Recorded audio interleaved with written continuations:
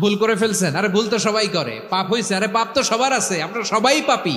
নফল নামাজে, তাহাজ্জুদের নামাজে, সুন্নত নামাজে সিজদার যে তাসবিহ সুবহানা রাব্বিয়াল আ'লা 3 বার পড়ার পরে আমার ভাইরা, মহিলা প্যান্ডেলে আমার যে মায়েরা বোনেরা আছে, আজকে থেকে পড়বেন, সিজদায় পড়বেন নাকি হুজুর নামাজে তো পড়ি না, হ্যাঁ এরকম পড়বেন তো ইনশাআল্লাহ।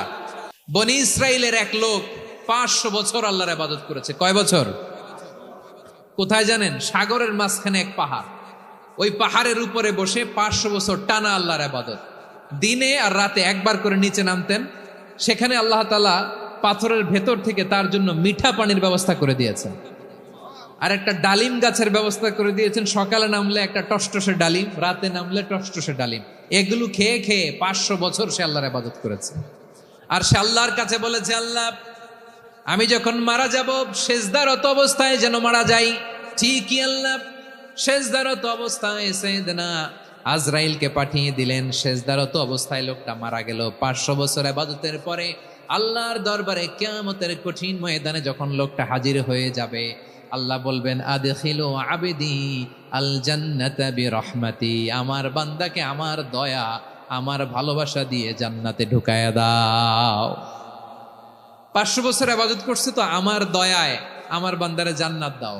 এই বান্দা বলে বালবি আমালি, আল্লাহ তোমার দয়া লাগবে কেন? আমি আমার আমল দিয়ে জান্নাতে যেতে চাই। কি দিয়ে? কথা বুঝে নাই বোধহয়। আল্লাহর এই বান্দা কি দিয়ে জান্নাতে ঢুকতে চায়? আমল দিয়ে। আল্লাহ বলছে আমার দয়ায় আমার বান্দারে জান্নাতে নিয়ে যাও ফেরেশতারা। এ বলে আল্লাহ তোমার দয়া লাগবে কেন? সেজদা তো কম দেই নাই, জিকির করতে করতে 500 বছর শেষ করে দিলাম, আবার তোমার দয়া লাগবে?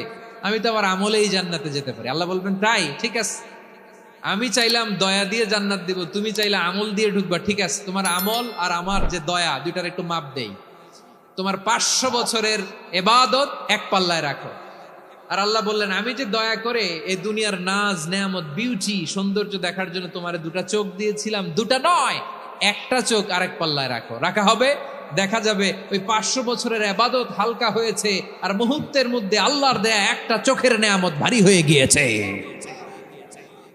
আল্লাহ বলবেন তোমার কথা মতো মাপ দেয়া হলো, এবার ফলাফল দেখো, হিসাব বলে তুমি এখন জাহান্নামে যাবা, go to the hell fire, যাও এবার জাহান্নামে যাও। মাপ জোখে যখন আসছো আমার সাথে হিসাব ক্যালকুলেশন, যাও তুমি এবার জাহান্নামে যাবা। এবার লোকটা কাচুমাচু করে বলে আল্লাহ আমি বুঝি নাই, আল্লাহ আমি বুঝতে পারি নাই, খেয়াল করি নাই, তুমি আমারে ক্ষমা করো, তুমি আমারে মাফ করো।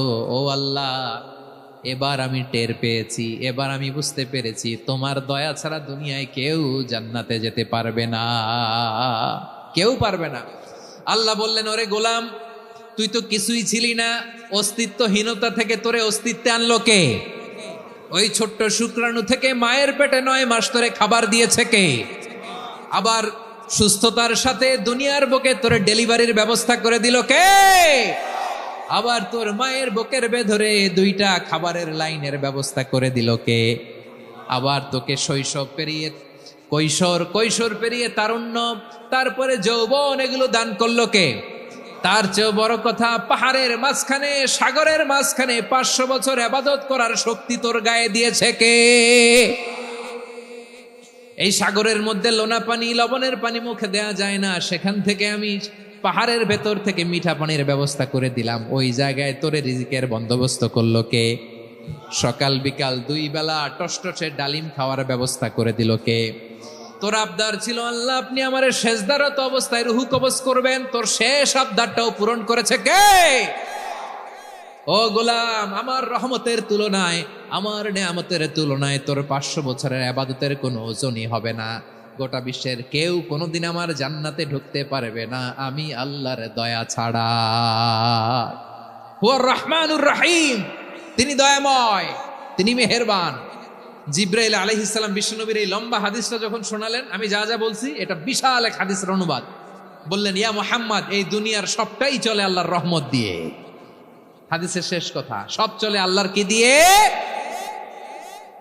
তখন বিশ্বনবী সাহাবাদের বললেন ও সাহাবারা শোনো, আল্লাহর জান্নাতে কেউ কোনোদিন প্রবেশ করতে পারবে না তার রহমত ছাড়া। সাহাবারা বললেন ইয়া রাসূলুল্লাহ আপনিও না, আপনিও কি আল্লাহর রহমত ছাড়া প্রবেশ করতে পারবেন না? বিশ্বনবী বললেন না আমিও না, আমি বিশ্বনবীও আল্লাহর জান্নাতে আল্লাহর রহমত ছাড়া ঢুকতে পারবে না। তবে কিয়ামতের দিন আল্লাহর রহমত আমার চারদিকে বেষ্টনী দিয়ে থাকবে। আল্লাহ নিজের পরিচয় দিয়ে বললেন, আলিমুল গায়বি ওয়াশ শাহাদাতি হুয়ার রহমানুর রহিম। আমি হলাম রহমান, আমি রাহিম। আল্লাহরে চিনছেন? ও বারোখালীর ভাইয়েরা, আপনার রবকে চিনতে পারতেছেন? তিনি দয়ার সাগর, তিনি মায়ার সাগর। তার দয়ার সাগর যে কত বড় আপনার কল্পনাতেও নাই। এজন্য আপনার পাপ যত বড় হোক, অন্যায় যত বড় হোক, অপরাধ যত বড় হোক, আপনার জুলুম যত বড় হোক, আল্লাহর রহমান নামের দরিয়া তার চাইতেও বড়।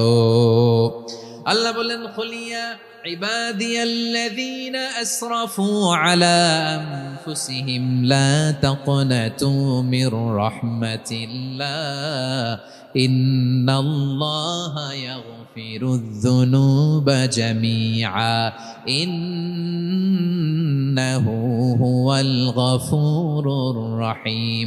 ও আমার গুনাহগার বান্দারা শোনো, জুলুম করেছো, ভুল করেছো, অন্যায় করেছো, আল্লাহর রহমত থেকে নিরাশ হয়ো না। আমরা বিশ্বাসীরা কশিনকালে আল্লাহর রহমত থেকে নিরাশ হব না। ঠিক কিনা বলেন? আল্লাহর রহমত থেকে নিরাশ হবেন? ভুল করে ফেলছেন, আরে ভুল তো সবাই করে। পাপ হয়েছে, আরে পাপ তো সবার আছে। আমরা সবাই পাপী, সবাই পাপী। যত পাপ হোক, ভুল হোক, অন্যায় হোক, অনুতপ্ত হয়ে তওবা করে, ওযু করে, জায়নামাজটা বিছিয়ে সেজদা দিয়ে চোখের পানি ছাড়েন। চোখের বেয়ে পড়া পানি আল্লাহর কাছে যে কত প্রিয়। অনুতপ্ত বান্দার চোখের পানির ফোঁটা তার চোখ বেয়ে, নাকের ডগা বেয়ে জমিনে ড্রপ করার আগেই আল্লাহর ওই বান্দার সব গুনাহ মাফ করে দেয়। আল্লাহ বললেন, আমি রহমানুর রহিম, আমি দয়াময়, আমি মেহেরবান। এরপর আল্লাহ বললেন, হুয়াল্লাহুল্লাযী লা ইলাহা ইল্লা হুয়াল মালিকুল কুদ্দুসুস সালামুল মুমিন। ওয়াল্লাহুল্লাযী, তিনি এমন আল্লাহ, লা ইলাহা ইল্লাহু, তিনি ছাড়া কোনো ইলাহ নাই। আল মালিক, তিনি হলেন আল মালিক। আল্লাহ বলছেন, আমি হচ্ছি আল মালিক। আমি কি? মানে সম্রাট। আল মালিক মানে হচ্ছে the king, the king of kings. সব রাজার বড় রাজা, মহারাজা। তার চেয়ে বড় রাজা আর কেউ নাই, তার চেয়ে বড় সম্রাট আর কেউ নাই, তার চেয়ে বড় ক্ষমতাধর সত্তা মহাবিশ্বে দ্বিতীয় কেউ নাই। চিৎকার করে বলেন ঠিক কিনা? তিনি আল মালিক। আল মালিক মানে ক্ষমতাধর, ক্ষমতার মালিক, রাজা ধীরাজ বাদশাহ। তার ক্ষমতা আর আমাদের ক্ষমতা একরকম নাকি? আবার আমার নবী, বিশ্ব নবী যখন সিজদায় লুটিয়ে পড়তেন, আম্মা জানা এসে বলেন, আমরা তো সিজদার মধ্যে সুবহানা রাব্বিয়াল আলা বলেই শেষ, কিন্তু বিশ্ব নবী তাহাজ্জুদের নামাজে, নফল নামাজে, সুন্নত নামাজে 3 বার সুবহানা রাব্বিয়াল আলা তাসবিহ পড়ার পরে তিনি পড়তেন, সুবহুন কুদ্দুসুন রাব্বুল মালাইকাতি ওয়ার রূহ। সুবহ কুদ্দুস রব্বুল মালাইকাতি ওয়ার রূহ। সিজদায় লুটিয়ে পড়ে বিশ্বনবী এই দোয়াটা পড়তেন। নফল নামাজে, সুন্নাত নামাজে কিংবা তাহাজ্জুদের নামাজে সুবহানা রাব্বিয়াল আলার পরে কি পড়তেন? সুবহুন। আওয়াজ করে বলেন, সুবহুন কুদ্দুসুন রব্বুল মালাইকাতি ওয়ার রূহ। মানে আল্লাহ আপনি প্রশংসিত, আল্লাহ আপনি অতি পবিত্র, আপনি সব ফেরেশতা কুলের রব, ফেরেশতাদের সরদার জিব্রাইলের রব। সুবহানাল্লাহ। আজকে থেকে পড়বেন সিজদায়? হ্যাঁ, বারোখালীবাসী পড়বেন নাকি? হুজুর নামাজে তো পড়ি না। হ্যাঁ, এরকম নফল নামাজে, তাহাজ্জুদের নামাজে, সুন্নত নামাজে সিজদার যে তাসবিহ সুবহানা রাব্বিয়াল আ'লা 3 বার পড়ার পরে আমার ভাইরা, মহিলা প্যান্ডেলে আমার যে মায়েরা বোনেরা আছে, আজকে তো রেকর্ড হয়ে যাবে, কালকেই ভিডিও পেয়ে যাবেন। 3 বার সুবহানা রাব্বিয়াল আ'লা পড়ার পরে পড়বেন সুবহুন কুদ্দুসুন রব্বুল মালাইকাতি ওয়ার রূহ। পড়বেন তো ইনশাআল্লাহ? আল্লাহ বলেন না, আমি হলাম আল মালিক, আসল ক্ষমতার মালিক, the king of kings, the owner of ultimate power, the owner of ultimate authority, the owner of ultimate sovereignty, নিরঙ্কুশ একচ্ছত্র ক্ষমতার মালিক হচ্ছি আমি আল্লাহ।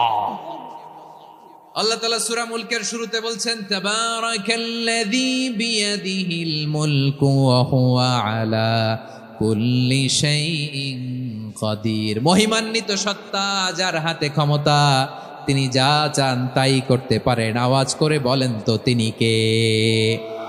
আবার আল্লাহ বলেন, কুলিল্লাহুম্মা মালিকাল মুলকি তুতিল মুলকা মান তাশাউ ওয়া তানজিউল মুলকা মিম্মান তাশা ওয়া তুইজ্জু মান তাশাউ ওয়া তুযিল্লু মান তাশাউ